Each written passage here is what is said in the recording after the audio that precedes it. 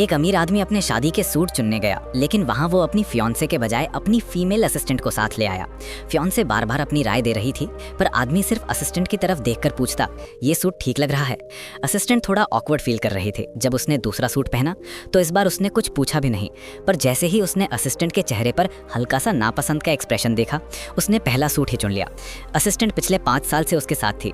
दोनों इतने सिंक में थे कि असिस्टेंट बिना बोले ही उसकी चॉइस समझ लेती।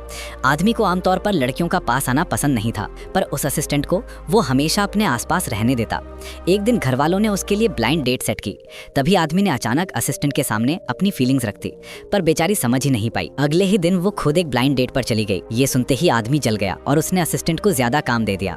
असिस्टेंट मना करने वाली थी कि तभी आदमी ने बेहोश होने का नाटक किया, सिर्फ उसके करीब आने के लिए। एक बिजनेस मीटिंग में असिस्टेंट अपने कॉलेज के पुराने क्रश से टकरा गई। ये देखकर आदमी के दिल में अजीब सी जलन उठ गई, जैसे वो असिस्टेंट सिर्फ उसकी हो। रात को जब उसने असिस्टेंट को तेज बारिश में अकेला चलते देखा तो उसने उसे डिनर के लिए लेकर गया। असिस्टेंट उसे रोड साइड स्टॉल पर ले गई, जहां वो पहली बार उससे बिना किसी फॉर्मेलिटी के देख रहा था। लड़के ने बताया कि उसके पापा कहते थे अच्छा खाना कभी मिस नहीं करना चाहिए और घर हमेशा एक सेफ हेवन होता है। ये सुनकर आदमी को अपने टूटे बिखरे घर की याद आ गई, बेवफा बाप और नालायक भाई। डिनर के बाद जब वो असिस्टेंट को घर छोड़ रहा था, तभी उसका पुराना क्रश आ गया। असिस्टेंट उसे देखकर सीधा उसके पास भागी। आदमी ने रोकना चाहा, पर क्रश ने कह दिया कि तुम्हारी तो फियांसे है। क्रश ने असिस्टेंट को दोबारा पास आने की कोशिश शुरू कर दी। कंपनी आना, लंच लाना, सबके सामने कन्फेशन करना। असिस्टेंट ने मना किया, पर आदमी फिर भी जलन से भर गया। उसने असिस्टेंट को बोला कि क्रश सिर्फ उसकी सक्सेस देखकर आया है, पर लड़की ने कहा कम से कम सच्चा तो है। गुस्से में आदमी ने अगले दिन सीधा अपनी फियांसे को वेडिंग ड्रेस ट्राई करवाने ले आया और जानबूझकर असिस्टेंट को भी साथ बुलाया। सूट पहनने के बाद आदत से मजबूर होकर उसने असिस्टेंट की ओपिनियन मांगी, जिससे असिस्टेंट भी शॉक हो गई और फियांसे भी।